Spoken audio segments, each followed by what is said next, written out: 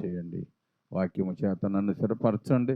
మొదట నన్ను దిద్దండి ప్రభువా. నా లోటుపాట్లు పొరపాట్లను దయతో క్షమించి అయినా ఎక్కడ నా ఆత్మ నీ బిడ్డల మీదకు రాకుండా మీ ఆత్మ వారి మీద మెండుగా ఉండినట్లు సహాయం చేయమని, ఇంకను మీ ప్రార్థనాత్మతో నింపమని, వాక్యములో నాయన సమృద్ధి జీవం దొరికినట్లు సహాయం చేయమని యేసు పుణ్య నామములు అడిగి వేడుచున్నాం తండ్రి. ఆమేన్. బాగున్నారా?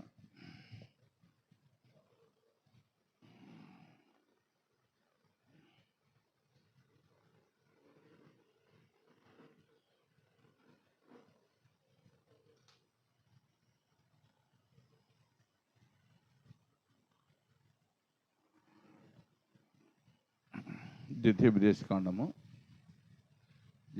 దేశకాండము 32వ అధ్యాయము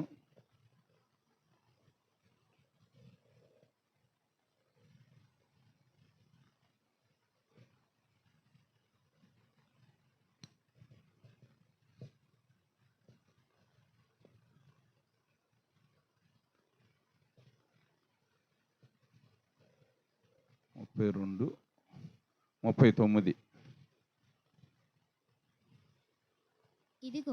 ఇదిగో నేను నేనే దేవుడను, నేను తప్ప వేరొక దేవుడు లేడు, మృతి నొందించువాడను బ్రతికించువాడను నేనే, గాయపరచువాడను స్వస్థపరచువాడను నేనే, నా చేతిలో నుండి విడిపించబడువాడు ఎవడునూ లేడు. నేను తలతలలాడు నా ఖడ్గమును నూరి నా చేత న్యాయమును పట్టుకొని ఎడల నా శత్రువులకు ప్రతీకారము కలుగజేసేదను. నన్ను ద్వేషించు వారికి ప్రతిఫలం ఇచ్చేదను. రక్తము చేత నా బాణములను వర్ధిల్ల చేసేదను. చంపబడిన వారి రక్తము చెరపట్టబడిన వారి రక్తము శత్రువులలో వీరుల తలలను నా ఖడ్గము భక్షించును. చాలమ్మా. ఇక్కడ ఏమంటున్నాడు ఆయన? ఏం చెబుతున్నాడు? ఇదిగో నేనే దేవుడును, నేను తప్ప వేరొక దేవుడు లేడని దేవుడు ఇక్కడ ఆజ్ఞాపిస్తున్నాడు. ఏమండి? ఆయన ఉన్నతమైన వ్యక్తి. ఏమండి? ఆయన ఉన్నత ఉద్దేశాలు ఎంతో విలువైనవి. అందుకే నేను తప్ప మరి వేరే ఎవరో లేరని చెబుతున్నాడు. సృష్టికర్త. అంటే అనేకులు సృష్టిని పూజిస్తున్నారు కానీ సృష్టికర్తను పూజించేవారు తక్కువ ఉన్నారు. అవునా? సృష్టిని పూజిస్తున్నారు. ఇక్కడేమో నేనే అంటున్నాడు ఆయన. అంటే నేనే అని చెప్పగలిగే ధైర్యం ఎవరికొంది? అంటే నేనే అని చెప్పగలిగే ధైర్యం ఎవరికన్నా ఉందా? అంటే నేను దీన్ని నియమించాను, ఈ వ్యక్తిని నేను నియమించాను, అంటే లేదా ఈ జలరాశులను నియమించాను, ఈ భూమిని నియమించాను అని చెప్పడానికి అధికారం లేదు. ఆయన ఒక్కడికే ఉంది. ఆయన అధికారాన్ని సంపాదించుకున్నాడు. ఎందుకని? ప్రజలను తను సేవించడం కొరకు అన్నిటినీ మాట చేత నియమించాడు. ఇది వరకు మనుషులను మట్టికి తన కష్టార్జితమును శరీరంలో ఉన్న నరములన్నిటినీ కదిలించి తన హస్తాలతో ఆయన రూపాన్ని చేసుకుని ఆయన రూపంలో ఊపిరిని ఊది మానవుడిగా భూమి మీదకు పంపించాడు. అందుకే ఆయన నేనే అని చెబుతున్నాడు. అర్థమైందండి? నేనే. ఆయనకు అధికారం ఉంది. మరి మనం ఏం చెప్పాలి? ఏమండి? నేనేం చెప్పాలని మనం ఏం చేయాలి? సమీర్, మనం ఏం చేయాలి? నేనేం చెప్పడానికి ఏం చేయాలి? ఆయన మనం అనుకూలముగా జీవించి ఆయన మాట చొప్పున. ఇప్పుడు చదివారు కదా మీరు. ఏమండి? శత్రువులను ఎలా హతమార్చాడు? ఏమండి? తన ప్రజల్ని ఎలా కాపాడుకున్నాడు? 6 నెలలను నడిపించాడు. ఏమండి? ఎంతమంది శత్రువులను హతమార్చాడు? ఇక్కడ కూడా అంతే. ఆయన శత్రువులను హతమార్చగలడు. కానీ ఇప్పుడు మన దేవుడు, ఇప్పుడు ఆయన ఆత్మ, ఆయన కుమారుడు భూమి మీదకి వచ్చినాక అందరినీ ప్రేమించటం. ఏమండి? శత్రువుని కూడా మిత్రుడిగా ప్రేమించడం నేర్చుకున్నారు. ప్రేమతో ఆయన ఏమండి సమస్తాన్ని గెలవాలని ఒక మంచి ఆశ, ఆలోచన అంటే ఆయనలోకి వచ్చింది. ఆయన ప్రేమ చేత గెలవటం నేర్చుకున్నాడు. ఈయన కోపద్వేషముతో అనేకుల్ని హతమార్చాడు.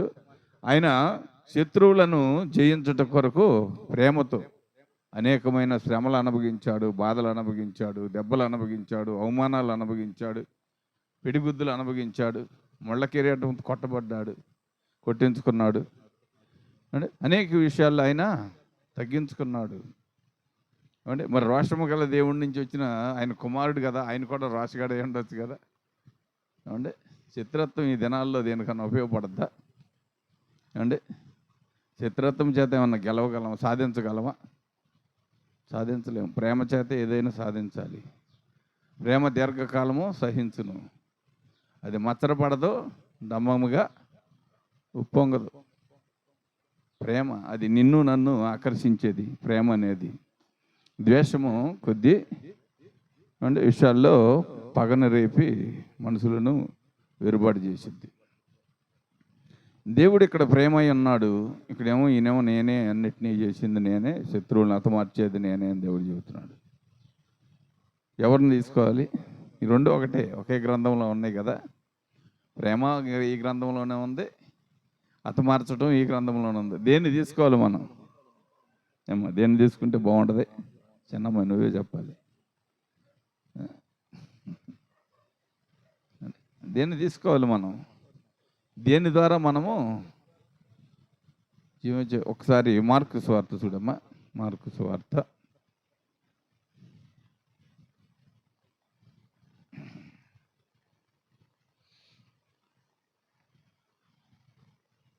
10వ అధ్యాయము 27వ వచనం. యేసు వారిని చూచి ఇది మనుషులకు అసాధ్యమే గాని దేవునికి అసాధ్యము కాదు. దేవునికి సమస్తమును సాధ్యమే అనెను. పేతురు ఇదిగో మేము సమస్తమును విడిచిపెట్టి నిన్ను వెంబడించిదమని ఆయనతో చెప్పసాగాను. అందుకు యేసు ఇట్లా నేను నా నిమిత్తమును సువార్త నిమిత్తమును ఇంటినైనను అన్నదమ్ములైనను అక్కచెండ్రులైనను తల్లిదండ్రులైనను పిల్లలనైనను భూములనైనను విడిచినవాడు ఇప్పుడు ఇహమందు హింసలతో పాటు నూరంతలుగా ఇండ్లను అన్నదమ్ములను అక్కచెండ్రులను తల్లులను పిల్లలను భూములను రాబో లోకమందు నిత్య జీవము పొందినట్లు నిశ్చయముగా మీతో చెప్పుచున్నాను. అనబడుతుందండి. ఇక్కడ వీటినన్నింటినీ విడిచిపెడితే అక్కడ వాటిని సంపాదిస్తాం. ఏమంటే ఇక్కడ అన్నింటిని పోగేసుకుంటే అక్కడ అది బాగొట్టుకుంటాం. ఏది ఉత్తమమైనది, ఏమండి, ఏది మంచి ఏది చెడు ఇప్పుడే మనం గమనించాలి. ఈ లోకంలో ఎంతకాలం ఉంటాం, ఆ లోకంలో ఎంతకాలం ఉంటాం చెప్పాలి. రత్నం నువ్వే చెప్పాలి స్పీడ్గా, పక్క చదువుకున్న అమ్మాయి. ఈ లోకంలో ఎంతకాలం ఉంటాం, ఆ లోకంలో ఎంతకాలం ఉంటాం మనం?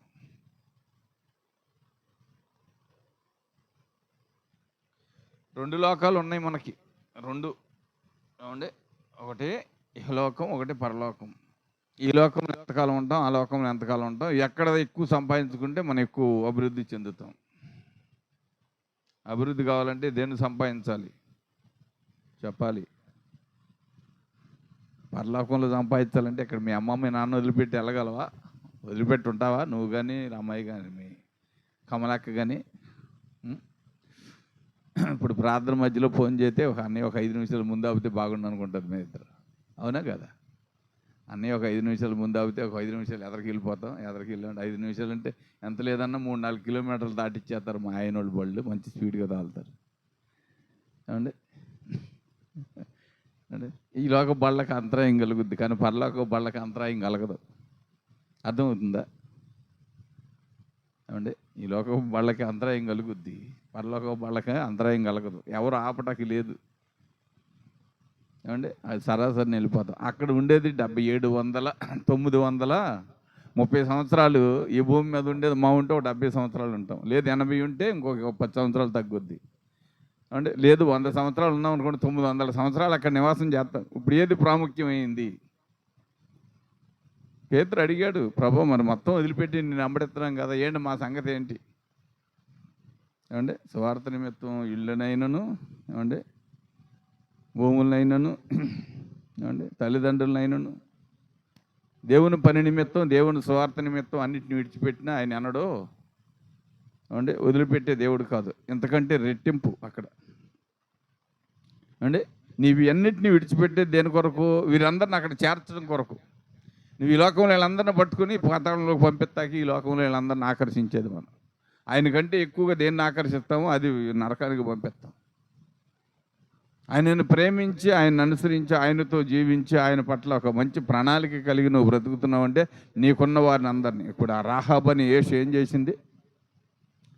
ఏమండి, రాహాబ్ అనే యేసు ఎవరెవరిని సంపాదించుకొని చెప్పండి, మీరు చెప్పండి. పని పాపాత్మురాలే కదా. ఏమండి, ఒక పాపాత్మురాలైన స్త్రీయే కదా. ఎవరెవరిని రక్షించుకుంది? తన తల్లి ఇంటి వారిని, తండ్రి ఇంటి వారిని, అన్నదమ్ములను, అక్క చెల్లెలను, ఇరుగు పొరుగు బంధువులను కూడా ఆ గృహంలో భద్రంగా దాచింది. ఏమండి, ఆ విపక్తి వారి మీదకి రాకుండా, అంటే అగ్నిజ్వాలల్లో కాలిపోకుండా, ఆ నాశనకరమైన విపక్తి వారి మీదకి రాకుండా వాళ్ళందరినీ ఇంట్లో జాగ్రత్తగా దాచుకుంది. ఒక్క చిన్న సహాయం, దేవుని కొరకు ఒక చిన్న సహాయం చేసింది, పెద్ద దీవెన పొందింది. ఏమండి, ఎగులు వారిని దాయటమేగా చేసిన చిన్న సహాయం, అంతేనా?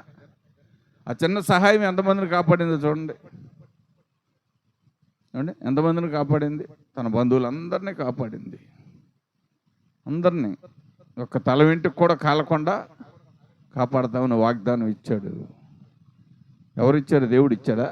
దేవుడు కాదండి ఇచ్చింది, ఆ ఏగులు వారే ఇచ్చారు. ప్రభువుని అడగల, యెహోషువకు చెప్పల, వీళ్ళే మాట ఇచ్చేశారు. ఎందుకని? మా మాటనే ఖచ్చితంగా నెరవేరుస్తాడు మా దేవుడు. మా దేవుడు మాట తప్పేవాడు కాదు. మాటను పోషించగలిగే జీవము గల దేవుడు కనుక దేవుడు ఇలాగ చేస్తాడు అని ఒక నమ్మకంతో మాట ఇచ్చి వెళ్ళిపోయారు వాళ్ళు. ఏమండి, ఆ మాటని దేవుడు పోషించాడు. ఏమండి, ఆయన పని చేసేవారు ఏది మాట్లాడినా దేవుడు దానికి సపోర్ట్ ఇస్తాడు, పోషిస్తాడు. జీవము గల దేవుడు. ఏమండి, ఆయన మాట తప్పే దేవుడు కాదు. ఆయన మాట తప్పేవాడు కాదు. ఆయన మాట్లాడితే అది జీవితకాలం నిలబడిపోతుంది. మనమే అవకతవకలుగా ఉంటాం. అంటే మనలోనే అవకతవకల జీవితం వచ్చింది. కానీ దేవుడు మాట తప్పేవాడు కాదు, మాటని తృణీకరించేవాడు కాదు. ఆయన మాట ద్వారా సమస్తమును సృజించాడు. అంటే మాట ద్వారానే అన్నిటిని సృజించాడు. మానవుని మట్టికి తన శరీరం అంతటిని నలగొట్టుకుని, అంటే ఎముకలు కదిలిని, నరాలు కదిలిని, చర్మం అంతా కదిలింది, చెమటలు కూడా బట్టి ఉంటాయి ఆయనకి. ఆ దినాల్లో మట్టి పిచ్చికి మనిషిని తయారు చేయటానికి అవదా? అంటే ఈ దినాల్లో ఒక పిడికిన మట్టి పిచ్చికి అంటే చిన్న పొయ్యి వేయాలంటే అశ్వ ఇష్యూ అంటాం మనం. చిన్న పొయ్యి కట్టడానికి మరొక మనిషిని తయారు చేయాలంటే కష్టమే కదా. అన్ని ఆకారాలు సిద్ధం చేయాలా? అంటే అప్పుడు ఆయన కూడా విశ్రమించాడు కదా. అంటే రెస్ట్ తీసుకున్నాడు ప్రభువు కూడా. మనకు కూడా రెస్ట్ ఇచ్చాడు. అంటే ఆయన అప్పుడు పరిశుద్ధ దినము 7వ దినము శనివారంగా ఇచ్చాడు ప్రభువు. అంటే చనిపోయి తిరిగి లేచింది పరిశుద్ధ దినం ఆదివారంగా దేవుడు నియమించాడు. అవునా కదా? అంటే మరి ఈ నెలలో ఏం చేశాడు మనకి? ఏమండి, ఈ నెలపై ఏం చేశాడు మనకి? ఏమిచ్చాడు? ఏమండి, ఈయన వెళ్ళిపోయారు కదా, ఏమిచ్చారు మనకి? ఎవరు వచ్చారు మనకి? ఆదరణకర్తను పంపించాడు. నేను వెళితేనే మీకు ఆదరణకర్త మీతో ఉంటాడు. పరిశుద్ధాత్ముడు మీకు తోడుగా ఉంటాడు. మీలో ఉన్న సమస్త పాపమును ఒప్పింపజేసి సమస్తమును కడిగి మీలో పశ్చాత్తాపాన్ని కలగజేసి పరలోక రాజ్యానికి సిద్ధం చేస్తాడు. నేను వెళ్ళకపోతే ప్రయోజనం లేదనేసి ప్రభు శిష్యులతో చెప్పాడు. ఉందా? చెప్పారా బైబిల్లో? అంటే సువార్తలో ఉంటుంది. నేను వెళ్ళకపోతే మీకు ఆదరణకర్త రాడు, నా వల్ల ప్రయోజనం ఏమి ఉండదు, నేను వెళ్ళాలి, నేను వెళ్ళి ఆయన్ని మీకు పంపిస్తాను అని చెప్పాడు. ఇప్పుడు ఈ ఆదరణకర్త కూడా మన మీద లేదు, ఈ ఆదరణ ఆత్మ కూడా లేదు. కృపకాలం వచ్చేస్తుంది. హృదయాలు బండలు అయిపోతున్నాయి, కఠినమైపోతున్నాయి. ఏమండి, ప్రార్థన చేస్తున్నాం, పెదవులతో ప్రార్థన చేసి తృప్తి పడిపోతున్నామే తప్ప కన్నీటి ప్రార్థన, విలపించే ప్రార్థన, ఏమండి విలపించే ప్రార్థన ఇవి లేవు, తగ్గిపోయింది. రాత్రి ఓ సహోదరుడు అడుగుతున్నాడు, అసలు దేవుడు నాతో మాట్లాడట్లేదు, ఎందుకని కార్యాలు జరుగుతలేదు? ఏమంటే పగల ఖాళీగా ఉన్నంతసేపు సీరియల్లోనూ డిబేట్లు చూస్తే రేత్రి దేవుడు మాట్లాడతాడా అంటే పగలేమో డిబేట్లోనూ సీరియల్ చూస్తే రేత్రి నువ్వు 4 మాటలు మాట్లాడగానే ఆయన నీ ముందు ప్రత్యక్షం అయిపోతాడు. వచ్చిద్ది ఎలుగుదోత వచ్చి ప్రత్యక్షమై చెప్పాలి, అయ్యా నువ్వు పొగులంతా నీ ఇష్టం వచ్చినట్టు చెయ్యి ఖాళీగా ఉన్నప్పుడు. రేత్రి 4 మాటలు మాట్లాడగానే నేను పరలోకంలో నుంచి భూలోకంలోకి దిగి వచ్చి ఎవరో పొలాలు నీ సొంతం చేస్తాను అంటే, లేకపోతే ఇతరులు మీ కొరకు దాచిపెట్టి ఉంచానని చెబుతాడా? నేను చెబుతాడు అది దేవుడు? అడుగుతున్నాడు నన్ను రాత్రి తమ్ముడు రాము. ఏమండి చూడండి, సూచక క్రియలు అద్భుత కార్యాలు అంటే ఎలా ఉంటాయి? ఏమండి ఎలా సంపాదించాలని, వాగ్దానం సంపాదించాలంటే ఏం చేయాలి? నేను చెప్పా తమ్ముడు, అది కరెక్ట్ కాదు. ప్రార్థన ఎలా చేయాలనేది ఇంకా సంపూర్తిగా నువ్వునే వాక్యం తెలుసని వాక్యం చెప్పగలుగుతావు తప్ప దానికి సంపూర్తి జీవితం నీలో లేదు. కనబడుతుందా? ఆయన ఏమన్నాడు? కన్నీటితో ఇత్తువాడు సంతోషంతో పనులు మోసుకొస్తాను అన్నాడు. అర్థమైందా? వర్షం లేని మేఘము, కన్నీరు లేని ప్రార్థన రెండు సమానమే. ఎంత నల్లగా కేకమండలం పట్టిద్ది, అమ్మో ఎన్ని దుక్కులు అనపడిపోద్దని కంగారు పడిపోతాము. కొంచెంసేపు తర్వాత సగ తెల్లగా అయిపోయిద్ది.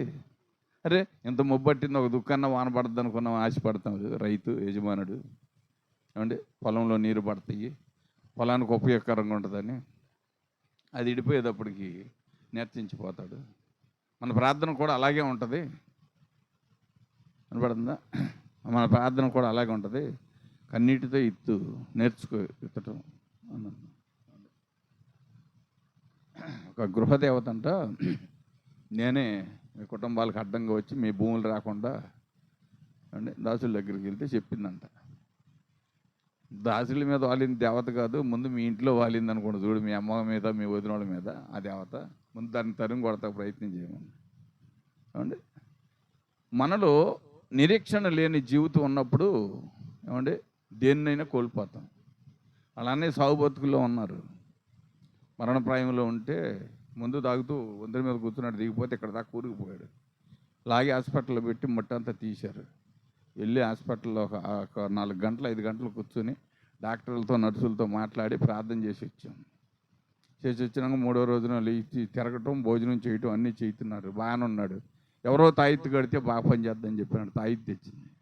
అలా అమ్మ ప్రార్థనకి వెళ్ళిద్ది, మంచి క్రైస్తవురాలే. తాయిత్తు కట్టింది. సాయంత్రం ఎరగదీసి పడిపోయాడు మంచం మీద. ఫోన్ చేసి అయ్యగారు ప్రార్థన చేయండి అన్న. తాయిత్తు తీతే ప్రార్థన చేస్తాను, రేపు పొద్దున్న ఎత్తానండి పూట చేయండి అంది.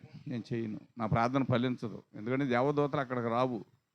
అదే ఆటంకం కనుక నీ ఇష్టం. బిడ్డ కావాలనుకుంటే తాయిత్తోడ తీసే, బిడ్డ అవసరం లేదనుకుంటే తాయిత్తు ఉంచమన్నా. తెల్లారి మళ్ళీ 10ంటికి ఫోన్ చేశారు చచ్చిపోయాడని. చూడండి, తాయిత్తు తీయటానికి ఇష్టపడలా, బిడ్డను బాగొట్టుకుంటాకి ఇష్టపడింది. లోకం ఎలాంటి మబ్బిలో ఉందో చూడండి, ఎలాంటి మాయాజాలంలో బతుకుతున్నారు. అంటే జీవము గల దేవుని మీద నమ్మకం లేదు. అంటే జీవము గల దేవుని మీద నమ్మకం లేదు.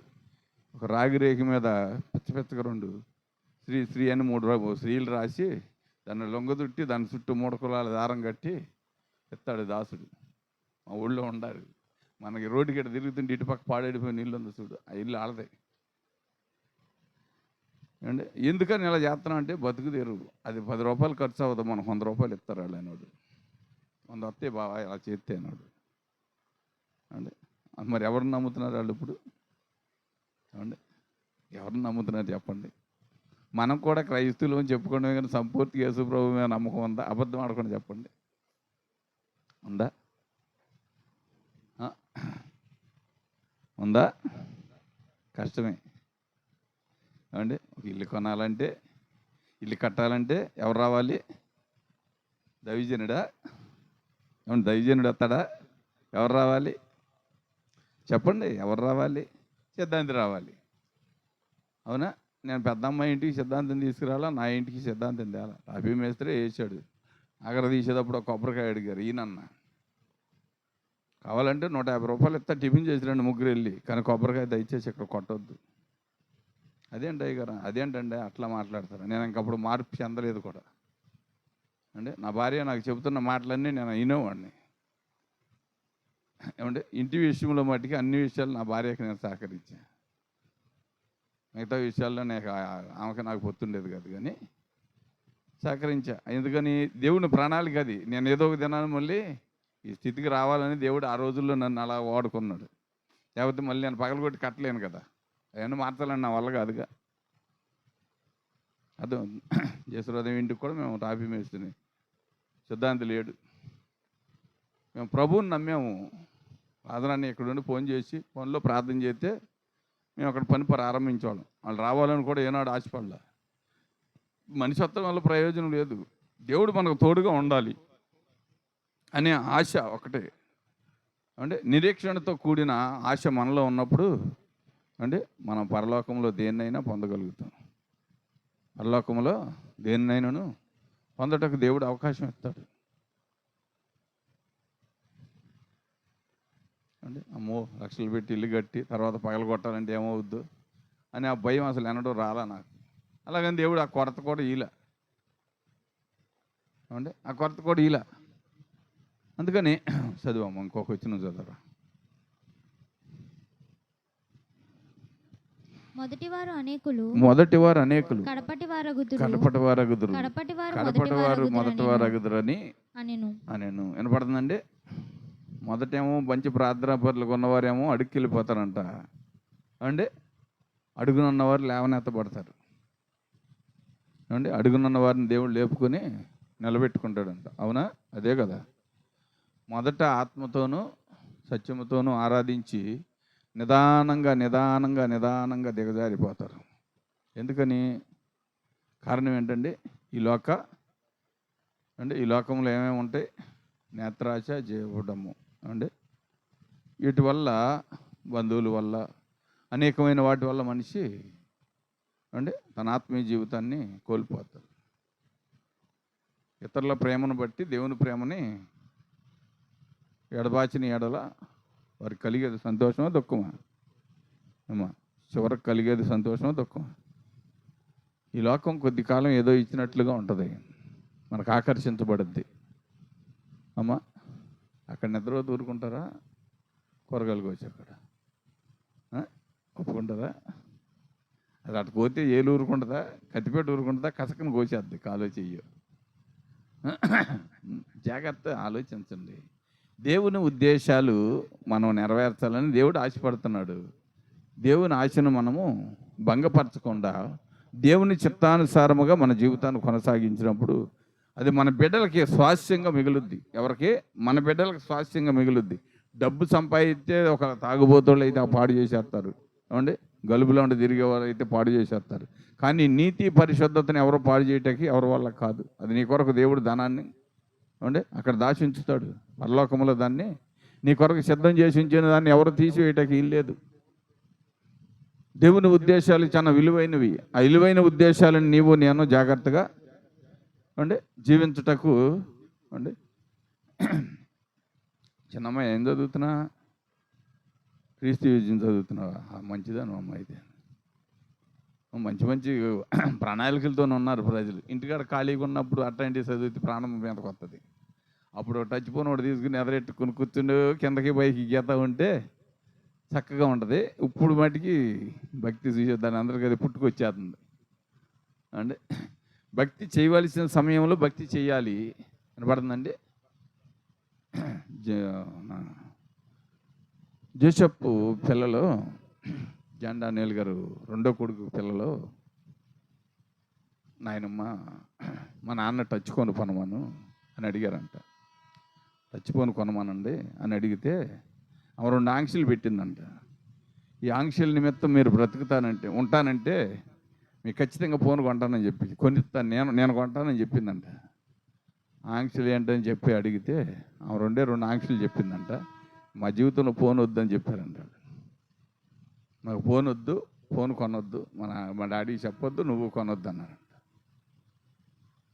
అండి వాళ్ళు కూడా చదువుకుంటున్నారుగా అండి. వాళ్ళు మనలాగా చదువుతారు, వాళ్ళు బీటెక్లో చదువుతారు ఎక్కువ.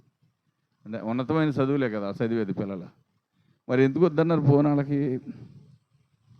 అంటే ఫోన్ ఎందుకు వద్దని చెప్పారు? అర్థం చేసుకోవాలి మనం. అప్పుడు అంటే ఫోన్ ఇచ్చి ఎవరిని బాగు చేస్తున్నాం మనం? అంటే ఎవరిని బాగు చేస్తున్నాం? మన బిడ్డలను మనమే పాడు చేసుకుంటున్నాం. ఫోన్ వల్ల మన బిడ్డలు మనకు ముందు అంటే ఒక క్షణం ఖాళీ ఉండదు, చేతికి కానీ కళ్ళకు కానీ అంటే చేతికి కానీ కళ్ళకు కానీ ఒక క్షణం ఖాళీ ఉండదు. కారణం ఏంటి? సైతానుడు మంచి పని పురమాయిస్తాడు. ఇది చూసావా, ఇంకొద్దిగా ఎదరికెళ్ళి ఇంకోటి కనపడుద్ది, అది చూసావా, ఇంకొద్దిగా ఎదరికెళ్ళి ఇంకోటి కనపడుద్ది. అంటే ఇదే పని. అన్నం ఒక గంట లేట్ అయినా పర్వాలా, నిద్ర ఒక గంట లేట్ అయినా పర్వాలా. అదే ఒక టైం పెట్టుకుని ఒక 3 గంటలు ప్రార్థన చేయమనండి, 30 గంటలో నిద్రపోతే చెవి కోతకిస్తాను నేను. 30 గంటలో నిద్రపోతాం. ఎందుకని ఇది ఊరుకోదు. నువ్వు చదవద్దు, నువ్వు ప్రార్థన చేయొద్దు, నువ్వు నోరు మూసుకు పడుకో. నీకు ఇప్పుడు అవసరం ఇది, ఈ వయసుకి ఇది అవసరమా? నోరు మూసుకుని నువ్వు చదువు, పడుకోమని ఎడం చెవులు గుసలు ఆడుతుంటుంది. దెబ్బగా నిద్రపోతాడు మనిషి. సో నాకు నిద్ర పడతలేదన్న వ్యక్తి ఎవరైనా సరే బైబుల్ తీయండి. అంటే నాకు తెల్లవాళ్ళు సగం రేత్రి దాకా నిద్ర పడతలేదంటే 10ంటికి బైబుల్ తీయండి, 11 లోపే పడుకుంటారు. నిద్ర కదా ఒక మందు. ఏమండి, నిద్ర కదా ఒక మందు. ఏం వాడవసరంలా, మత్తు బిళ్ళ కూడా వాడవసరంలా. బైబుల్ తీస్తే చాలు, దాని అంతకు అదే వచ్చి అది నిద్ర పడదోసుకుంటా. అదొక మందు దానికి. అందుకే జాగ్రత్తగా ప్రతి విషయాన్ని నేను గమనించు. దేవుని వాక్యమునకు ఇదైతే చూపించాలి. దేవుడు మన కొరకు ఏం సిద్ధం చేశాడు పరలోకంలో అంటే ఇక్కడ నువ్వు విడిచిపెట్టినవన్నీ నీ కొరకు సిద్ధం చేసి ఉంచాడు. నువ్వు వాటిని జాగ్రత్తగా సంపాదించుకున్నటకు అంటే సిద్ధపడి ఉండాలి. సిద్ధపాటు కలిగిన ఆత్మ అంటే సిద్ధపాటు కలిగిన ఆత్మతో నేను నింపబడి ఉంటే దేవుడు మనకు ఉన్నతమైన ఉద్దేశాలను కలగజేస్తాడు. 1 సమయాలు 2వ అధ్యాయం 6వ వచనం చూడమ్మా.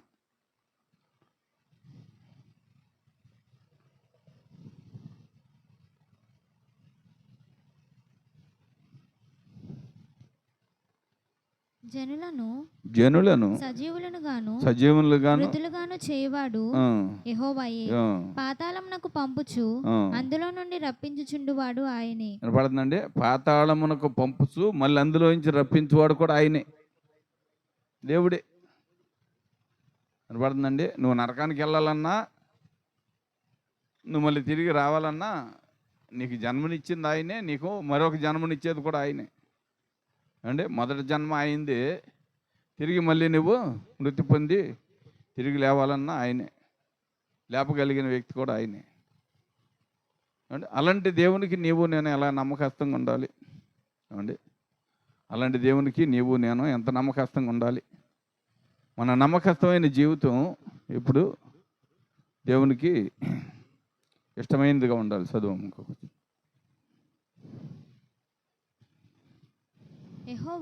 యెహోవా దారిద్ర్యమును ఐశ్వర్యమును కలుగు చేయవాడు. పడుతుందండి? దారిద్ర్యం రావాలన్నా నీ ప్రవర్తన నువ్వు సరిగా లేకపోతే దరిద్రం వచ్చింది. ఐశ్వర్యం కావాలంటే ఆయన మాటకు లోపడాలి. ఆయన చెప్పిన దానికి లోబడి నువ్వు జీవించినప్పుడు ఐశ్వర్యాన్ని కూడా కలగజేసేది ఆయనే. నువ్వు ఐశ్వర్యవంతుడిగాను ఐశ్వర్యవంతురాలుగాను ఉండటం కారణం దేవుడే.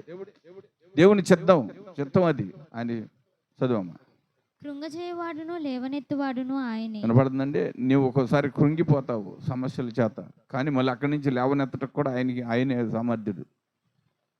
అంటే పౌలు అంటాడు కదా, నేను శ్రమల చేత దీనుడునైతిని, విశ్వాసం నేర్చుకున్నాను. శ్రమ వచ్చినప్పుడు విశ్వాసాన్ని నేర్చుకుంటావు. శ్రమ వచ్చినప్పుడు ప్రభువా నాకు వచ్చిన ఈ శ్రమను బట్టి నేను ఓర్చుకోగలిగిన మంచి మనస్సు, దీన్ని ఓర్చుకోగలిగిన మంచి మనసు ఈ ప్రభువా, నేను ఓర్చుకోవాలి, ఓర్పు సహనం కావాలి నాకు. ఈ శ్రమకి నేను కుంగిపోకూడదు. అంటే శ్రమల చేత దీనుడిని అవుతున్నాను పౌలు చెప్పాడు కదా, నువ్వు శ్రమల చేత కుంగిపోకూడదు. చదువమ్మా. దరిద్రులను అధికారులతో కూర్చుండబెట్టేదను, మహిమగల సింహాసనమును స్వతంత్రింపజేయుటకును వారిని మంటిలో నుండి ఎత్తువాడును ఆయనే. వినపడుతుందమ్మా? నీ మురుకు వస్త్రాల నుంచి నేను విడిపించి ఒక రాజుగా చేసి ఉన్నతమైన వారి ముందు నీవు కుర్చీలో కూర్చునేటట్లుగా చేస్తాడని దేవుడు. అర్థమవుతుందా? ఉన్నతమైన స్థితిలోకి తీసుకెళ్తాడు దీన దరిద్రమైన స్థితిలో నుంచి. కారణం ఏంటి? ఆయన నిన్ను తలగా చేస్తాను అన్నాడు, తోగ్గా ఉంచను అన్నాడు. నువ్వు తోగ్గా ఉన్నాను, ఆయన నిన్ను తలగా చేస్తాడు. ఆయన ఉన్నత ఉద్దేశాలను నువ్వు నెరవేర్చాలి, అప్పుడు ఆయన నిన్ను ఉన్నతమైన స్థితిలోకి తీసుకెళ్తాడు. అంతేగాని ఒట్టిగా తీసుకెళ్ళండి, ఒట్టిగా తీసుకెళ్ళడు ఆయన. ప్రతి విషయాన్ని మనము ఏమండి ఆలోచించాలి. ఒక శ్రమ వచ్చినప్పుడు ఆలోచించాలి, సంతోషం వచ్చినప్పుడు కూడా ఏడవాలి మనిషి. మేలు జరిగిందనుకోండి దుఃఖపడాలి. కారణం ఏంటి? ప్రభా ఇంత గొప్ప మేలు అనుభవించటకు నాలో ఏ మంచి ఉందని నాకు ఈ మేలు చేసావు ప్రభా, నువ్వు నాలో ఏ మంచిని చూసి నాకు మేలు చేసావు, ఈ మేలుకి నేను తగినంత సామర్థ్యత కలిగి ఉన్నానా, మూల్యం చెల్లించానా, అయినా నువ్వు నన్ను ప్రేమించావు కదా, నాకు ఈ మంచి అవకాశాన్ని ఇచ్చావు కదా అని నువ్వు దుఃఖపడి ఆడవాలి. దుఃఖం వచ్చినప్పుడేమో ఓర్పు కొరకు ప్రార్థన చేయాలి. సంతోషం కలిగినప్పుడు నువ్వు దుఃఖపడుతూ ఏడుస్తూ ప్రార్థన చేయాలి. అప్పుడు నీ ప్రార్థన విజ్ఞాపన ఆయన సన్నిధికి చేరుద్ది. అప్పుడు ఆయన నీ మీద జాలి పడతాడు. అరే మేలైనది జరిగినప్పుడు కూడా నా కుమార్తె నా కుమారుడు నా యందు నిరీక్షణ కలిగి ఉన్నారే, అండి చక్కని ఆలోచనతో ఉన్నారే, నన్ను సేవించటకు సిద్ధంగా ఉన్నారని దేవుడు జాలి పడతాడు. కనికరం చూపించి ఇంకా ఎక్కువ మేలు చేయటకు ఇష్టపడతాడు. లేదు కొద్దిగా మేలు జరగగానే మనం డమ్మంగా దాన్ని ఉత్తరించామనుకో అండి దేవుడు మనం చూసి సిగ్గుపడతాడు. అరే వారికి కొంచెం ఉపకారం చేస్తేనే వీళ్ళు ఎంత ఇది అవుతున్నారు, అది చేస్తే పట్టుపగ్గాలు ఉండవేమని భయపడి దేవుడు కొన్నిటిని ఆపేస్తాడు. అవునా కదా? అంటే కొన్ని వనరులు ఆగిపోతాయి రావాల్సింది మనకి. అలా కాకుండా దేవునితో నీవు నేను ఒక మంచి ప్రణాళిక కలిగి ఉండాలి. చదువున్నాను ఇంకొక లేమి గలవారిని పెంట కుప్ప మీద నుండి లేవనెత్తివాడు ఆయనే. లేమి గలవారు, ఏమీ లేని వారిని, పెంట కుప్పల మీద పడవేసి పడిన వారిని కూడా లేవనెత్తగలుగుతాడండి దేవుడు. ఎందుకు పనికిరారండి వీళ్ళు అసలు? వీళ్ళు ఎందుకు పనికిరారని తృణీకరించబడిన వారిని కూడా దేవుడు లేవనెత్తి అంటే ఎత్తి చూపిస్తాడు. మనుషులు మనల్ని అపహాసం చేయొచ్చు, ఏమండి మన బంధువులు అపహాసం చేయొచ్చు, అంటే ఇంకా అనేక రకాలుగా మనల్ని అపహాసించవచ్చు. కానీ దేవుడు అన్నాడు చిన్న చూపుచురుడు. పాట ఉంటుంది కదా, బంధువులే నన్ను బాలసుబ్రహ్మణ్యం పాడాడు అనుకుంటా, బాధపరచిన ఆత్మీయులే నన్ను ఆదరించకపోయిన కళ్ళల్లో కన్నీరు కదులుతూనే ఉన్న హృదయముతో వేదనతో హృదయము నిండి ఉన్న అనే పాట ఉంటుంది. వినపడుతుందా? ఆత్మీయులు, బంధువులు, స్నేహితులు, ఆఖరికి మన సంఘంలో ఉన్నవారు కూడా మనం హేళన చేయొచ్చు, కానీ దేవుడు విడిచిపెట్టడు అండి. ఆయనే ఆదరణ. ఆయన ఆధారం చేత మనం బ్రతుకుతున్నప్పుడు దేవుడు మనల్ని నిలబెడతాడు అంటే నిలబెట్టి ఆయన ప్రణాళికలు నెరవేర్చుకుంటాడు. విడిచిపెట్టే దేవుడు కాదు. ఏమండి మనం ఒక మంచి విద్యాలయంలో ఉన్నాం ఇప్పుడు, అవునా? మనం ఒక మంచి విద్యాలయంలో ఉన్నాం. ఇక్కడ మంచి పాఠాలు నేర్చుకోవాలి. ఏ పాఠాలు? ఏమండి ఏ పాఠాలు? ఏమండి ఆత్మీయ పాఠాలు. ఇది దేవుని మందిరం కాదు, దేవుని పాఠశాల. ఏమండి దేవుని మందిరం అంటే ఒక పాఠశాల, ఉన్నతమైన విద్యను నేర్పించేది. ఇది జ్ఞానాన్ని నేర్పించే పాఠశాల. ఏమండి పాపం నుంచి విడుదల చేయించే పాఠశాల. నువ్వు ఎలాంటి జీవితంలో ఉన్నా నీకు విడుదల ఇచ్చేది ఈ పాఠశాల. గుడి అంటే దైవ విద్య నేర్పేదయ్యా, మనిషిని మించిన దేవాలయమేదయ్యా. గుడి అంటే దైవ విద్య నేర్పేదయ్యా, మనిషిని మించిన దేవాలయమేదయ్యా. నిజమే, మనిషిని మించిన దేవాలయం ఉందా? ఉందా? మనిషి ఆత్మలో దేవుడు ఉంటే దేవాలయమే కావాలా? యేసు ప్రభు ఏ దేవాలయంలో ప్రార్థన చేశాడా? ఒంటరిగా కూర్చొని అంటే ఒంటరిగా కూర్చొని గెచ్చమని తోటలో కూర్చున్నాడు, ఒలివ కొండ మీద కూర్చున్నాడు, అనేక స్థలాల్లో ఎడారిలో కూర్చొని ప్రార్థన చేస్తూ అంటే ఆయన తండ్రికి మహిమకరంగా జీవించాడు. అర్థమవుతుందా? మొదట దేవుడి మీద మనకు ఒక మంచి కాన్సెప్ట్ కలిగి ఉండాలి. దేవుడు నాకు ఈ పని చేస్తాడు. నిరీక్షణ కలిగిన జీవితం ఎల్లప్పుడూ నిన్ను సంతోషకరంగా జీవింపజేసిద్ది. నిరీక్షణ లేనప్పుడు నువ్వెంత మంచి స్థలంలో ఉన్నా నిరాశతో ఎక్కడో నువ్వు కూర్చునే ఉంటావు, ఎక్కడో ఆలోచిస్తూ ఉంటావు. నీ ఆలోచనలు నీ తలంపులు ఎక్కడికి వెళ్ళిపోతుంటాయి. ఎందుకనండి నేను దేవుని మందిరంలో ఉన్నాను అనే ఆలోచన ఎప్పుడు రావాలి? ఎట్లా రావాలి? ఇక్కడ ఉన్నంతసేపు ఈ ప్రాంగణంలో జరుగుతున్న వాటినే నువ్వు గ్రహించగలగాలి. వేరే స్థలానికి నీ మైండ్ వెళ్ళకూడదు. అలా వెళ్తే వాక్యం నీకు ఎక్కదు. అవునా? ఎక్కుద్దా? ఎక్కదు. ఆ పందులు 2000 పందులు పట్టిన శానా ఎక్కడ ఉన్నాడు? బతికొండగానే సమాధుల్లో ఉన్నాడు. అవునా? బ్రతికొండగానే సమాధుల్లో ఉన్నాడు. యేసు అక్కడికి వచ్చాడు. సమాధుల్లోకి యేసు ప్రభు రావాల్సి వచ్చింది. ఎందుకని? ఆ వ్యక్తికి రక్షణ రావాలంటే ప్రభు అక్కడికి రావాలి. అంటే అందరూ చనిపోయినాక వెళ్తారు సమాధుల్లోకి. ఆయన బతికొండగానే సమాధుల్లో పడుకుంటున్నాడు. అర్థం అవుతుందా? మరి మనం బ్రతికున్నాం, ఎక్కడ ఉండాలి? యేసు ప్రభు దగ్గర ఉండాలి. అండి యేసు ప్రభు మన హృదయంలో ఉండాలి. యేసు ప్రభువుని మన సొంత రక్షకునిగా అంగీకరించి ఆయనతో మన సంతోషకరమైన జీవితాన్ని గడపడానికి ప్రయత్నం చేయాలి. దేవుని ఉద్దేశాలు, దేవుని ప్రణాళికలు ఏమై ఉన్నాయో వాటిని నెరవేర్చడం కొరకు నువ్వు ప్రయాసపడాలి. పేతురు అదే అడిగాడు, ప్రభువా మేము సమస్తం విడిచిపెట్టి నేను వెంబడిస్తున్నాం కదా, ఏంటి మరి మా పరిస్థితి ఏంటి? దేవుని పని చేసి నష్టపోయిన వాళ్ళు ఎవరైనా ఉన్నారా? ఏమండి? ఎవరన్నా? ఎవరో లేరు. అందరూ అరాకొరాగా చేసి అనాలోచనతో దేవుని పని చేస్తే ఖచ్చితంగా కోత పడద్ది. ఆయన తలతలలాడే కత్తిని నూరించాడు కదా, ఉందా? చదివాం కదా, ఏమంటే దాంతో కోత పెడతాడు. నువ్వు ఆయనకు నమ్మకంగా జీవిస్తే ఎన్ని కోతల్లో ఉండా నిన్ను తీసుకొచ్చి ఒక మెరుగుపెట్టిన ఆయుధంగా తయారు చేస్తాడు దేవుడు. అది కొంతకాలం కష్టం అవుతుంది జీవితం. కొంతకాలం కష్టాల కొలువులో కాల్చబడతాం, శ్రమల కొలువులో కాల్చబడతాం, కొన్ని ఇబ్బందులు ఎదురవుతూ ఉంటాయి. మన పేదవారిమి, కానీ మనకు రాజు ఉన్నాడు. మనల్ని వృద్ధి చేయగలిగిన రాజు మనకున్నాడు. ఆ రాజు మనల్ని కాపాడతాడనే నమ్మకం మొదట మనం కలిగి ఉండాలి. దేవుని మీద ఎక్కువ ఆధారపడలేము మనం, ఎవరొకరి మీద ఆధారపడతాం. అవునా కదా? ఏమండి? ఎవరొకరి మీద డిపెండ్ అయిపోతాం. ఏమోలే సమస్య వచ్చినప్పుడు ఎవరొకరిని ఏదో వెళ్దాం అండి అని ఆధారపడిపోవటానికి ఇష్టపడతాం. మొన్న నేను ప్లాన్ చేసిన ఒక 20,000 రూపాయలు సంపాదించిన ఆయన అని అంటే బాసరా గారు కొట్టుకాడికి వెళ్ళి వాళ్ళే ఇస్తారని. ఏమండి? కాంట్రోల్ దగ్గరికి వెళ్తే ఇచ్చేస్తారండి, ఇస్తారు. వాళ్ళు ఇప్పుడు 2 నెలల నుంచి వెయిటింగ్లో ఉన్నారు నా కోసం. వాళ్ళ బాబు ఏదో షాప్ పెట్టాలని హైదరాబాద్లో ప్రయత్నం చేస్తున్నాడు. 2 నెలల నుంచి నా మాట వినపడక నేను కనపడకాలి, తల్లడీళ్ళు పోయి రోజు ఫోన్ చేస్తున్నారు. ఫ్రాంచైజీ వెళ్తే కవర్ చేస్తున్నారు, ఎవరు వెళ్ళినా ఒకసారి రమ్మని కవర్ చేస్తున్నారు. నిన్న రేషన్కి వెళ్తే ఇంకా ఆయన ఉండలేక అడిగేసాడు, ఇప్పుడప్పుడే అపాయింట్మెంట్ దొరకదు అయ్యా, టైం ఉంది అంటే. ఆయన కోట్లు ఉన్నాయి, కానీ వాళ్ళు ఏం చేయాలన్నా ఒక సలహా మనం ఇవ్వాలి. ఎందుకంటే మన సలహా కరెక్ట్గా ఉంటుంది, అది వీరి తప్పకుండా నడుస్తుంది. అందుకే దాని మీద వాళ్ళు ఆశపడుతుంటారు. అంటే మనం దైవికంగా వాళ్ళ బిడ్డల చదువుల్లో కూడా ఎక్కడ చదివించాలో ఏంటనేది కూడా నేనే చెబుతాను. అర్థమైందా? వాళ్ళ పరిస్థితులు చివరకు ఇప్పుడు వాళ్ళ వివాహాల గురించి కూడా మాట్లాడుతున్నాను.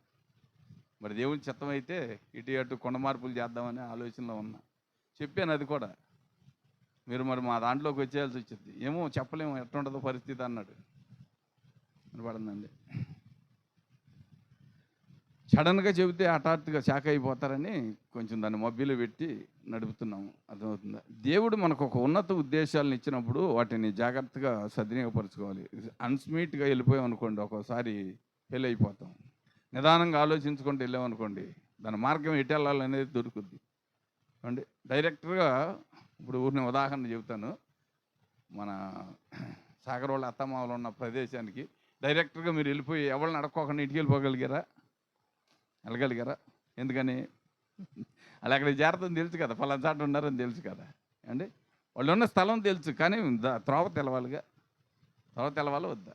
ఉదాహరణకు అంటే దృష్టి గురించి చెబుతున్నాం. మనం ప్రయాణం చేసే ప్రయాణంలో అంటే ఎలాంటి గురి ఉంటుంది అనేది డైరెక్ట్గా వెళ్ళాం. ఆ సెంటర్కి వెళ్ళాక ఏదో రోడ్డు మిస్ అయిపోయి వస్తాం, మళ్ళీ అక్కడికి వచ్చినాక అడుగుతాం, ఏమంటే పలానా తోటలోకి వెళ్ళాలి, లేకపోతే పలానా స్థలానికి వెళ్ళాలి, రూట్ ఇదేనా, కరెక్టా కాదా, సందేహం వచ్చింది. ఎందుకంటే మనం ముందు వెళ్ళినప్పుడు అడావిడికి వెళ్తాం, అడావిడికి వచ్చేస్తాం. మళ్ళీ అదే అడావిడికి వెళ్ళినప్పుడు త్రోవ మర్చిపోతాం. ఇది కూడా అంతే. కొన్నిటిని జాగ్రత్తగా డీల్ చేయాలి, ఆలోచించు ఒక్కొక్క అడుగు జాగ్రత్తగా వేయటానికి ప్రయత్నం చేయాలి. అండి ప్రయోజనకరమైన జీవితం రావాలంటే ఎంతో సమయం తీసుకుంటుంది. ఏమండి? నష్టం కలగాలంటే అన్స్మీట్గా అయిపోద్ది, క్షణంలో జరిగిపోద్ది అది నష్టం. అవునా కదా? నష్టం జరగాలంటే క్షణంలో అయిపోద్ది. నిన్నటి రాత్రి మా ఊరి నిండా పోలీసులు ఉన్నారు. నేను గుడివాడ వెళ్ళి వచ్చేటప్పుడు 3 వ్యాన్లు ఉండే. ఏంటంటే అది తెలుసు కానీ అర్థం అవ్వదు చెప్పిన. నెలంబరం. ఒక రోజు నేను మీటింగ్ చెబుతుంటే తెల్ల కాగితం కూడా తీసుకొచ్చి పైన ఇవ్వమని ఒక పాపని ఇచ్చి పంపించారు నా దగ్గరికి. మనకు డ్రింకులు కూడా తెచ్చారు యేసుప్రభు బొమ్మ దగ్గర మీటింగ్ పెడితే. ఒక అతను తాగేసి వాళ్ళ అమ్మాయికి ఆయనకి తేడా, అల్లుడికి తేడా వచ్చి ఈయన్ని కత్తి కోసాడు, వాళ్ళ ఆవిడని కత్తి కోసాడు, వాళ్ళ పిల్లల్ని కత్తి కోసాడు వాళ్ళ అల్లుడు వచ్చి. రాత్రి 11:30-12 ఆ టైంలో నేను గుడివాడ వెళ్ళొస్తే రాత్రి మన రోడ్డు కాడ నుంచి అటు ఎదరకు 3 కార్లు ఉన్నాయి. ఏంటంటే ఇంకేముంది వాళ్ళ మా అల్లుడు కోసాడంట. అంటే ఇంకెందుకు లేనిపోయిన కోసిన కాడ నుంచి మనం వెళ్తే ఇప్పుడు లేనిపోయింది ఈ మళ్ళీ ఎన్ని అని జాని ఉన్నాడు ఆయన చూసుకుంటాడని చెప్పి నేను మెలకుండా ఇంటికి వెళ్ళిపోయాక రాల.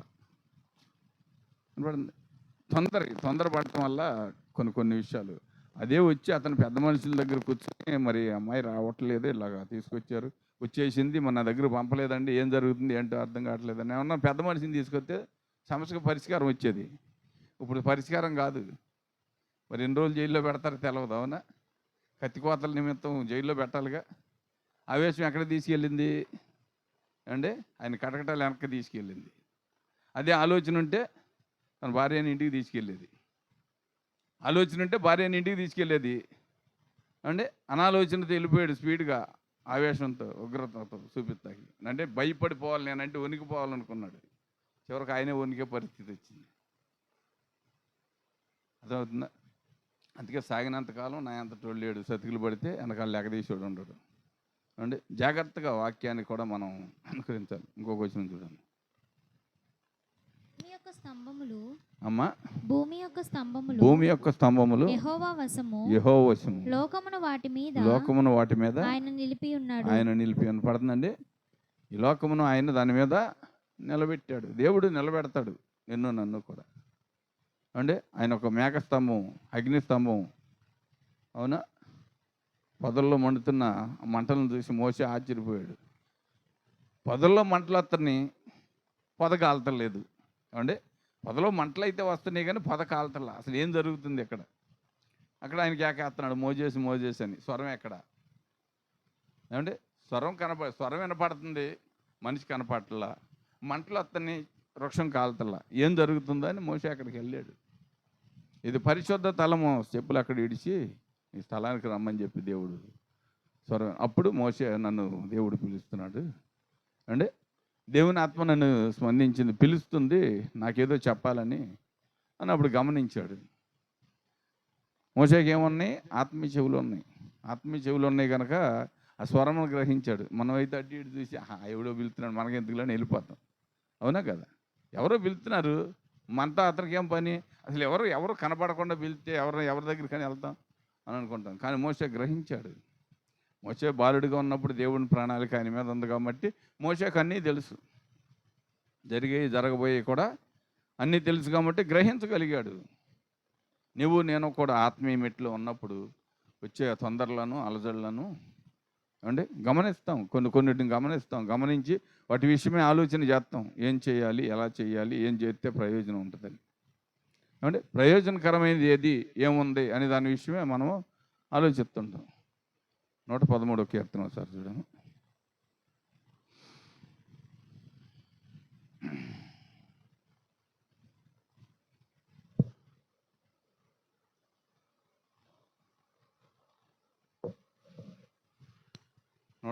కీర్తన 8వ వచనం.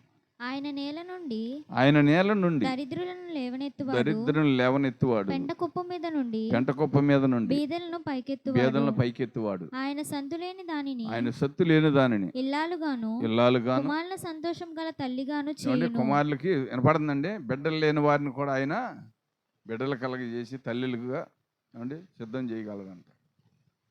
ఏమండి పుత్రసత్తు లేని వారిని ఆయన అంటే బలవంతులుగా చేసి బిడ్డలను కూడా ఇవ్వగలడంట. ఈ లోకంలో మనుషుల వల్ల అవుద్దా? అవుద్ది. ఇప్పుడు 3 మంది చెబుతున్నారు పసర్లు ఇస్తే పిల్లలు పుడతారండి, బిడ్డలు లేని వారికి సంతానం కలుగుద్దని చెప్పి మన అక్కడ గుడివాళ్ళ మైకా పెట్టి పాపనేడు బంకి ఎదర క్యాన్వర్ట్ చేస్తున్నారు. అక్కడ హాస్పిటల్ ఎదర పెట్టారు అండి. అక్కడే 3-4 హాస్పిటల్ ఉంటాయి, అక్కడ పెట్టారు. ఎవరు దేవుడు?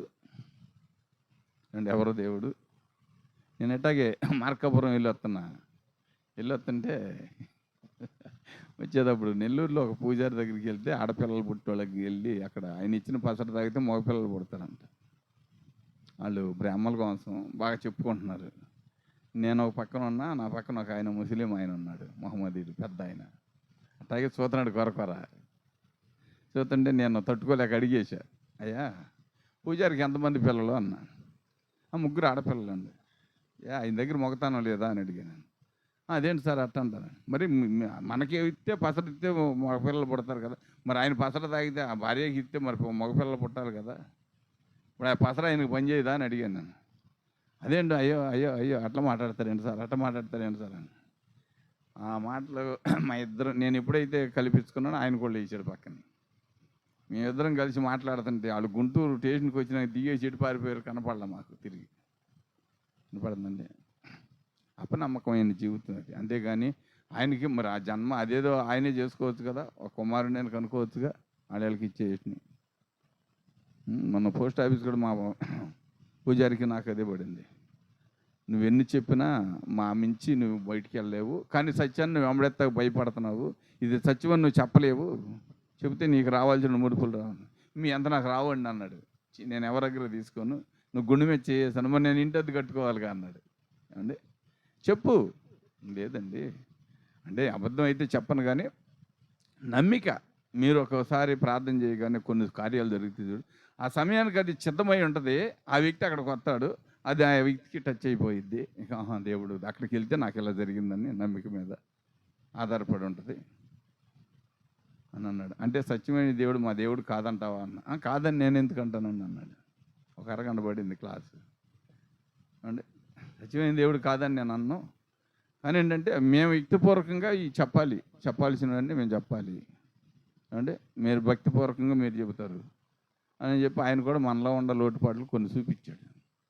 వాస్తవం వాళ్ళు కూడా ఉన్నారు, లేరని నేను అన్నాను, కానీ ఇటు విషయం ఎలాగుంటే ఎలా ఉంటుందని అంటే దాని మీద ఆయన చెప్పాడు. బతుకుదేరు కొరకు కొన్నిటిని దాచి కొన్నిటిని చెబుతారు. అవి చెప్పే శోకాలు కరెక్ట్గా ఆయనకే అర్థం అవ్వవు. వాళ్ళకి ఏదో వచ్చింది, తొందరపాటులో మాట్లాడేసేస్తారు, అంతేగాని సంపూర్తి శోకాలు వాళ్ళకి కూడా తెలియదు. అవి మన ప్రవీణ్ పగడాలు చెప్పాడు వాటిని. అంటే ప్రవీణ్ పగడాలకు వచ్చాయి, ఆయన నేర్చుకున్నాడు అవన్నీ. అదేందా. అలాగే దేవుని ఉద్దేశాలు చదువునాన్న. ఇంకొక వచ్చింది చూడు, కీర్తనరా అయిపోయింది కదా. అంటే ఆయన అలాగ చేయగలిగిన దేవుడు ఆ చిత్తపాటు అంటే ఈ భూలోకంలో ఎవరికి సాధ్యపడలేదు. ఎబ్రిల్కి రాసిన పత్రిక 11వ అధ్యాయం 33వ వచనం కూడా చూడు.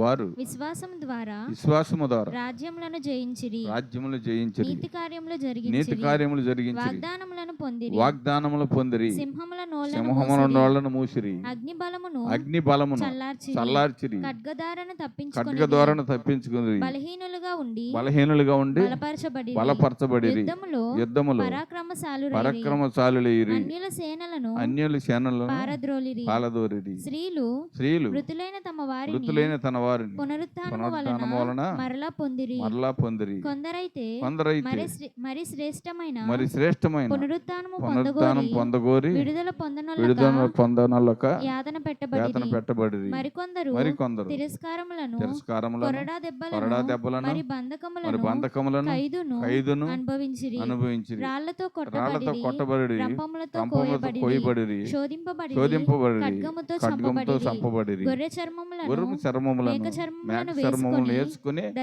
దరిద్రులయుండి శ్రమపడి హింస పొందుచు అడవులలోను కొండల మీదను గృహాల్లోను సొరంగములలోను తిరుగులాడు సంచరించిరి. ఎవరంతా వీళ్ళంతా? ఎవరండి వీళ్ళంతా? ఏమండి ఎవరు? విశ్వాస వీరులు వీళ్ళు, దేవుని కొరకు పడిన శ్రమలు వాళ్ళు. ఇప్పుడు సింహాలను వాళ్ళను దానియేలు ముయించలేదా? అగ్నిజ్వాలను చల్లార్చలేదా? షడ్రక్ మెషక్ అబ్దెనెగోలు, అవునా? చల్లార్చారా లేదా? అలాగే రంపాలతో కోయబడ్డారు. అంటే నతానీయుల్ని పిలుపు తీసుకొచ్చినప్పుడు నతానీయుల గురించి పిలుపు మాట్లాడుతున్నప్పుడు ప్రభు నతానీయుల గురించి ముందే తెలుసు కదా ఆయనకి. ఆయనకి ముందే తెలుసు కనుక ఆయన ఏం చేస్తాడు, ఆలోచన చేస్తుంటాడు. ప్రభు అయినా యోగ్యమైన వ్యక్తి, మనకు ఉపయోగకరంగా ఉంటాడు అని చెబుతున్నాడు. దేవుడు ఆయన మనసుని ఎరుగున్నాడు కనుక ఆయననే ఏం చేశాడు, ఆయన శిష్యుడిగా చేసుకున్నాడు. ఆయన్నే చర్మం ఒలిచారు తల్లకిందులుగా పైకి ఆలాడదెత్తి గొర్రె చర్మం ఒలిచినట్టు ఒలిచి రంపాలతో కోచారు. అనేకమైన శ్రమలు పడటానికి వారు ఇష్టపడ్డారు. ఈ దినాల్లో చిన్న శ్రమ వస్తే విశ్వాసం తగ్గిపోయిద్ది. ఎవరన్నా ఒక మాట అంటే ఆవేశం, ఉద్రేకం శరీరంలో ఉన్న రక్తంలో ఉడుకుతూ ఉంటుంది. రక్తం ఉడుకుతూ ఉంటుంది, తొక్క అన్నం ఉడికినట్టు. వాళ్ళు నన్ను అంటారా, ఒక మాట అంటే శరీరం కోసుకుపోద్దా? కత్తెట్టు కోతి తెగుద్ది, అంతేగాని మాటకు కోసుకుపోదు కదా. ఇప్పుడు అలాగనుకుంటే మరి యేసు ప్రభుని రాజ్యద్రోహి, మతద్రోహి, దేశద్రోహి, దైవద్రోహి ఎన్ని వేశారు, ఎన్ని నిందలు వేశారు. మరి ఆయన ఎంత బాధపడాలి ఆయన ఎంత బాధపడాలి? అరే నేను ఏం చేశాను, నాలో ఏం పాపం ఉంది, నేను ఎవరికైనా అపకారం చేశానా, ఎవరికైనా అన్యాయం చేశానా, నేను ఎవరినైనా కష్టపెట్టానా, మరి ఇన్ని విషయాలు ఎందుకు ఇలాగ నా మీద నిందలేస్తున్నారు అనుకున్నాడా? అలాంటి ఆలోచన ఆయనకు వచ్చిందా? పని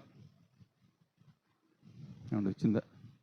కొన్ని మారు మాట మాట్లాడా, నేనేం చేశానని నన్ను ఇలాగ మీరు చేస్తాను. ఇంకా ఆయన ప్రేమించాడు. ఏమన్నాడు, తండ్రి వీరు ఏం చేయిస్తున్నారో వీరు ఎరగరు కనుక వీరిని క్షమించండి. క్షమాగుణం ఆయనలో ఉంది. క్షమాగుణం ఆయనలో ఉంది, క్షమించే మనస్సు ఉంది. అందుకే ఆయన దైవ కుమారుడిగా ఆయన భూలోకంలోకి వచ్చిన పని ముగించే వరకు ఆయన అన్నాడు తిరస్కరించి మాట్లాడాలి. ఒక్క దేవాలయంలోనే దేవుని మందిరం పాడైపోతుందని ఒక్కసారి ఆయన కోపగించుకున్నాడు. కానీ ఇంకా మరే స్థలంలోనే ఆయనలో కోపం అంతగా చూడలేదు. చూడటానికి అవకాశం నీలేదు. మరి మనం మాత్రం కదా. నేను మార్పు చెందిన కొత్తలో 10 రోజుల్లో మీటింగ్లు పెట్టాం. నేను మార్పు చెందక ముందు నుంచి పెట్టేవారు, నేను మార్పు చెందినాక కూడా పెట్టారు. పెడితే అక్కడ ఉన్న సహోదరులు గొడవ చేస్తున్నారు. నేను ఇంటికి వచ్చాను, గొడవ చేస్తుంటే మరి పాతది ఉంటుంది కదా, తలెత్తింది. నేను తొందరలో ఆవేశం ఏమన్నా అంటే ఈ చొక్కా తీసి మళ్ళీ ఆ పాత చొక్కా తగిలిస్తే ఒక్కడ మన నిలబడ్డ ఇక్కడ అన్న. అది చాలా కాలం నా మనసును కుదిరిచ్చేసింది. ఈ చొక్కా తీసి మళ్ళీ పాత చొక్కా తగిలిస్తే ఒక్కడు కూడా ఇక్కడ నిలబడ్డు అని ఉద్రేకంతో మాట్లాడా. నా మారు మనసు పక్కన పెట్టి మళ్ళీ నేను పాత కక్కిన కూడుకు లోబడాలనే ఆలోచన కల్పించబడింది చూసే సమయంలో. ఎలాంటి ఆలోచన వచ్చింది, ఈ చొక్కా తీసి ఆ చొక్కా తగిలిస్తామంటే ఏంటి మళ్ళీ పాత జీవితానికి వెళ్ళటమే కదా. వారితో యుద్ధం చేయటం అంటే, కొట్టడం అంటే అదే కదా. అప్పుడు కొన్నాళ్ళు ఎగతాళి చేసేవారు మన వాళ్ళు. మాట్లాడినప్పుడల్లా నాకు బాధ, హృదయంలో గాయంలాగా గుచ్చుకున్నట్టు ఉండేది. నేను సంతోషంగా అనుభవించాను. ఎందుకంటే ఆ మాట నా నోట రాకూడదు. నేను మాట్లాడాను, ఆ మాట నాకు తగింది కాదు. దాన్ని నేను మాట్లాడాను కనుక దీనికి ప్రతిఫలం అనుభవించాలి అని దాదాపు 2 సంవత్సరాలు మీటింగులు పెట్టినప్పుడల్లా అనేవాళ్ళు మనవాళ్ళు, ఫ్రాన్సిస్ వీళ్ళందరూ. ఎందుకంటే చిన్న లోజు దొరికితే చెమ దూరే బెజ్జం దొరికిందంటే దాన్ని ఏనుగు నడిపించి అంత ఖాళీ చేయగలిగిన సమర్థత కలిగిన మనుషులు భూమి మీద ఉన్నవారు. అవునా?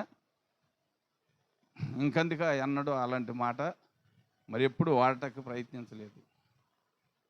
అర్థమవుతుంది. కాని మాట మన నోట పలకూడదు.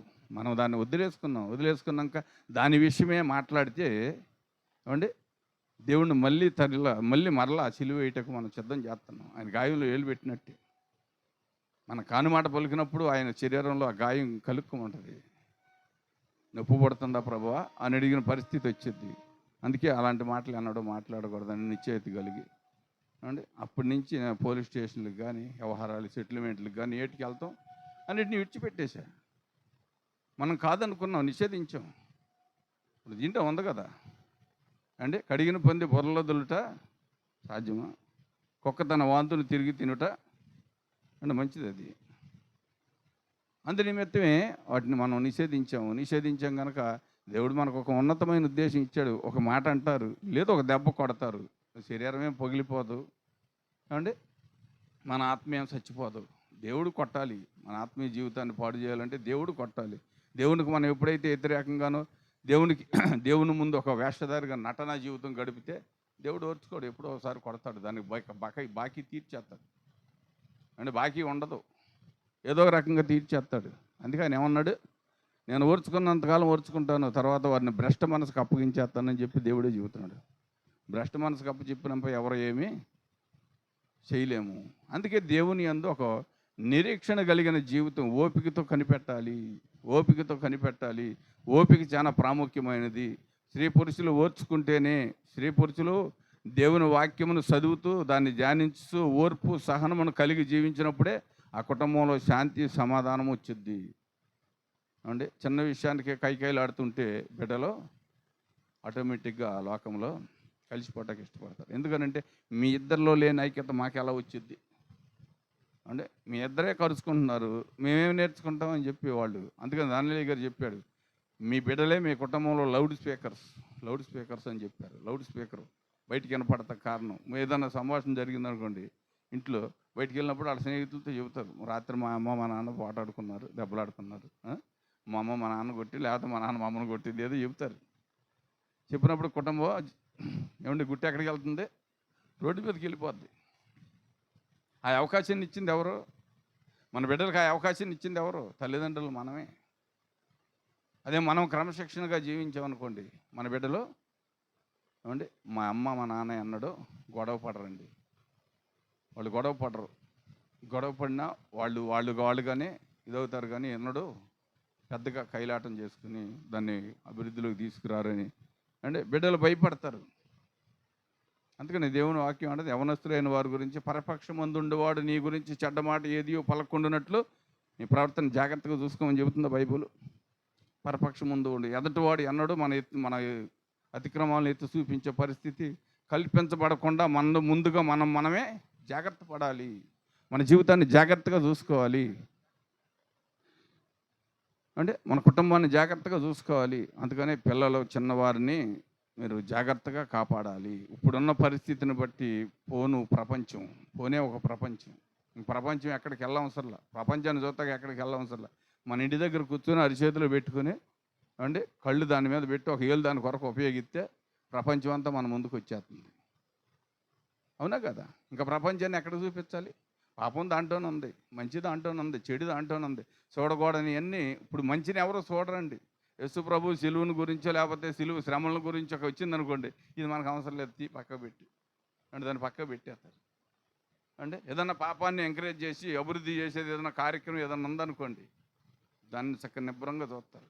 ఏం జరుగుతుంది, దీనివల్ల మనకి ఏం వస్తుంది, ఇది మనకెందుకు, ఇది మనకు అవసరం లేదు అనుకోరు అంటే దాన్ని ఎదరబెట్టుకుని చూస్తుండే అసలు ఏం జరుగుతుంది, జరగబోయేది ఏంటి, రానున్న దినాల్లో మనం నేర్చుకోవాలా ఇది అనే ఆలోచన మనుషుల్లోకి అంటే మొలకలు ములికిస్తుంది.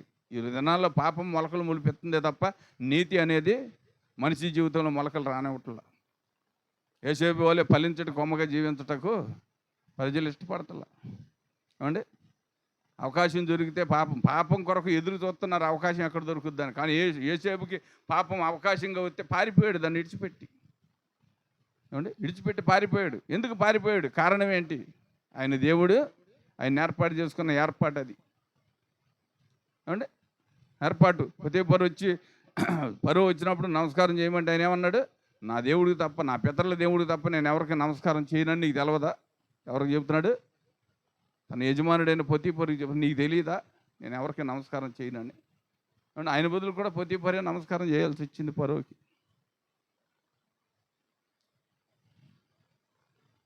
క్రైస్తవ జీవితంలో కష్టాలు ఎదురవుతాయి, కానీ క్రైస్తవ జీవితం నిన్ను ఎల్లప్పుడూ సంతోషంగా ఉంచేది క్రైస్తవ జీవితం. ఏ జీవితంలోనూ సంతోషం ఉండదండి, అది కొద్ది కాలమే ఉంటుంది. నువ్వు 70-80 సంవత్సరాల లోకంలో సంతోషాన్ని అనుభవించాలని చూస్తున్నావేమో, లేదు 100 సంవత్సరాలు సంతోషాన్ని అనుభవించాల్సి వచ్చేది. నువ్వు 900 సంవత్సరాలు నరకయాతన పడాల్సి వచ్చే స్థలం ఒకటి ఉంది మనకి. అంటే 900 సంవత్సరాలు నరకయాతన అనుభవించవలసిన స్థలం ఒకటి ఉంది. ఆ స్థలాన్ని నేను ఇప్పుడు మర్చిపోకూడదు. అది ఆరని అగ్ని. అంటే అదే నీ కొరకు నా కొరకు సైతానుడు ఏర్పాటు చేసిన గొప్ప ప్రణాళిక. నువ్వు దేవుని కొరకు చేయవలసిన పని చెయ్యి. నీలో తప్పులు లోటుపాట్లు ఉన్నప్పుడు దేవుడు సరిచేస్తాడు. ఏమంటే యవనులు తప్పక తొట్టిల్లుదురని బైబిల్ చెబుతుంది. బైబిల్లో ఉంది, యవనులు తప్పక తొట్టిల్లుదురు, కానీ వారి నడవడకను స్థిరపరచువాడు యెహోవాయే. దేవుడే స్థిరపరుస్తాడు. నీవు నేను చేస్తే అర్థం కాదండి, మనం చెబితే అర్థం కాదు. వారు ఉదయకాలం లేచి ఉదయాన్నే ఒక గంట సేపు గంటన్నర సేపు బైబిల్ ముందు కూర్చుని అంటే బైబిల్ పరిశీలన చేయాలి. బైబిల్ని పరిశీలన చేస్తేనే వారి జీవితంలో మంచేదో చెడేదో గమనించగలుగుతారు. మనం చెబుతాము కానీ ఒక్కోసారి మనం అక్కడక్కడ తొట్టిల్లిపోతుంటాం మన మాటల్లోనూ మన ప్రవర్తనలో. అప్పుడు వారు మళ్ళీ దీన్ని ఆధారం చేసుకుంటారు. మనం చెప్పిన మాటలు ఆధారం చేసుకున్న మనుషులే మళ్ళీ మన జీవితాన్ని ఆధారం చేసుకుంటారు. అదే బైబిల్ చదివారు అనుకోండి, జ్ఞానం వచ్చిద్ది. అది వారి జీవితాల్లోకి అంటే వారి తలంపుల్లోనూ ఊహల్లోనూ అన్నిటిలోనూ అది దీవెనకరముగా మిగిలిపోయిద్ది. ఇది తప్పు, దేవుడు ఈ దినం నాతో ఈ మాట్లాడారు, ప్రభా నువ్వు చెప్పిన మాటలన్నిటికీ నేను లోపడతానని నువ్వు ప్రార్థన చేయటక్కడ వాక్యం చదివితేనే ప్రార్థన కొనసాగుద్దండి. వాక్యం చదివితే ఆ వాక్యానుసారముగా నువ్వు ప్రార్థన చేయటకు ఉపయోగపడుద్ది. లేకపోతే ప్రభు నన్ను కాపాడు, నా కుటుంబాన్ని కాపాడు, నా బిడ్డలను కాపాడు, నా సంఘాన్ని కాపాడు అంటే ఇక ఎంతసేపు కాపాడటమే, దేవుళ్ళు కాపాడటమే తప్ప ఒప్పుకోలు మనసు రాదు కదా, ఏం ఒప్పుకోవాలో తెలియదు కదా. అంటే దేవుడు నీతో ఏం మాట్లాడాలని ఉద్దేశించి అన్నాడో నీకు తెలియదు కదా. వీటన్నిటినీ జాగ్రత్తగా పరిశీలన చేయాలి. పరిశీలన చేయాలంటే వాక్యం ముందు మన జీవితాన్ని అంటే దగ్గరగా పెట్టి చూడాలి. దగ్గరగా వాక్యానికి మన జీవితాన్ని దగ్గరగా పెట్టి చూస్తే అప్పుడు వాక్యము, అందుకే ఆది యందు వాక్యముండును, వాక్యము దేవుని యొద్ద ఉండు, ఆ వాక్యమే దేవుడై ఉండును, ఆ వాక్యమే శరీరధారి కృపా సత్య సంపూర్ణులుగా చేసిద్ది. ఒక వ్యక్తిని పాపిని పరిశుద్ధులుగా చేయాలంటే దేవుని వాక్యం సంపూర్తిగా హృదయంలోకి ఎక్కాలి. అలా చేయగలిగితేనే, అంతేగాని లేకపోతే మనందరికి నేను నీతిమంతుడిని అవుతానని ఎవరో చెప్పటానికి సరిపోము. ఏమంటే నేను నీతిమంతుడిని అవుతానండి అంటే నేను గొప్ప విద్యామంతుడిని అవుతానండి అని నువ్వు చెప్పుకుంటాం కాదు. అక్కడ మనం చదివాము, దేవుడు పెంట కుప్పల మీద ఉన్నవారిని దీనులను దరిద్రులను లేవనెత్తి వాడని నేనే అని చెప్తున్నాడు దేవుడు. అంటే దీన దరిద్ర స్థితి నుంచి లేవనెత్తేది ఆయనే. అర్థమవుతుందా ప్రియులారా? చూడు, మరి ఎలీషా నాగలు దండుకుంటున్నాడు, ఏలియా వెనకాల వెంబడించాడు, ఏలియాని వెంబడించాడు. గొప్ప ప్రవక్త అవ్వలేదా? అయ్యాడా లేదా? అంటే 7 నాగళ్ళ గట్టి పొలం దున్నుతున్నాడంట. 7 అరకల చేత పొలం దున్నుకుని ఎలీషా ఏలియాని వెంబడించినప్పుడు ఏమండి ఆయన వెళ్తా ఏమి ఇచ్చేళ్ళాడు? ఆయనకి దుప్పటి ఇచ్చేళ్ళాడు. దానియేలు గారు సాధు సంత్ సింగ్ గారు ఏమి ఇచ్చేళ్ళాడు అంటే సెలవు ఇచ్చాడు, ఇదిగో అయ్యా దానియేలు దీన్ని నువ్వు వాడుకో. ఆయన ఆత్మీయునికి అప్పగించి వెళ్ళారు. అలాగే ఒక్కొక్క విషయాల్లో నీవు దేవునికి లోబడినప్పుడు దేవుడు కూడా నీకు ఏదో ఒక అంటే సన్నివేశాన్ని ఇస్తాడు, ఏదో ఒక వాక్యం నేను స్థిరపరచట కొరకు దేవుడు ఇస్తాడు. ఆ వాక్యాన్ని నువ్వు ఆధారం చేసుకుని జీవించుకున్నప్పుడు ఇంకొక వాక్యంతో దేవుడు నీతో మాట్లాడతాడు. స్వరంతో మాట్లాడకపోవచ్చేమో కానీ వాక్యంతో దేవుడు ఖచ్చితంగా మాట్లాడతాడు. ఆ వాక్యం నిన్ను సరిచేసిద్ది, నీ జీవితాన్ని బాగు చేసిద్ది. నువ్వు చేస్తున్న నీ తలంపుల్లో ఉన్న పాపాన్ని బయటికి తీయగలదు. నీ హృదయంలో ఉన్న పాపాన్ని, హృదయంలో ఉన్న పాపం ఏ ఎక్స్రేల ద్వారా స్కానింగ్ల ద్వారా రాదండి. పాపం ఏ మెడిసిన్ల ద్వారా తగ్గదండి. ప్రభు దగ్గరికి వెళ్ళాలి. ఏమంటే నువ్వు హాస్పిటల్కి వెళ్ళండి, స్కానింగ్ తీయించు, ఏమంటే నా హృదయంలో ఉన్న పాపం ఉంది చూడమని చెబుతాడా? ఏదైనా బలహీనత ఉంటే చెప్పగలడు డాక్టర్, కానీ హృదయంలో పాపం పరమ స్కానింగ్ అక్కడ ఉంది. ఎక్కడ ఉంది? పరమ స్కానింగ్ పైలోకంలో ఉంది. నీ హృదయంలో దాగబడిన పాపం, నీ తలంపుల్లో దాగబడిన పాపం, నీ శరీర హెచ్చుల్లో దాగబడిన ప్రతి నీ నరముల్లో ఎముకల్లో మూలుగుల్లో ఉన్న పాపాన్ని కూడా కడగగలిగిన ఒక పరిశుద్ధమైన ఏమంటే ముందు ప్రభు దగ్గర ఉన్నది. నువ్వు ప్రభు దగ్గరికి వెళ్ళాలి. ప్రభా నా పరిస్థితి ఇది, నా స్థితిగతి ఇది, నేను ఎలా ఉన్నాను, నా తలంపులు బాగోలేదు, నా ఆలోచనలు బాగోలేదు, నా ఉద్దేశాలు బాగోలేదు, నేను ఒక్కోసారి మంచిగానే ఉన్నట్టున్నా, ఒక్కోసారి క్రూరత్వంలోకి వెళ్ళిపోతున్నా, చికాకు చిక్కులు అనేకమైన ఒక విషయాలు నన్ను వెంటాడుతున్నాయి ప్రభా. నువ్వు ప్రభు దగ్గరికి వెళ్తే ప్రభు నిన్ను సరిచేస్తాడు. ఒక నిమిషం ప్రార్థన చేద్దాం. ఎవరు మౌనంగా ఉండొద్దు. యవన బిడ్డలు మీ చదువుల కొరకు ఎంతో ప్రార్థన చేస్తున్నాం మేము. మరి మీరు సమయాన్ని వ్యర్థం చేస్తే దేవుడు మరి మిమ్మల్ని ఒప్పుకుంటాడో లేదో నాకు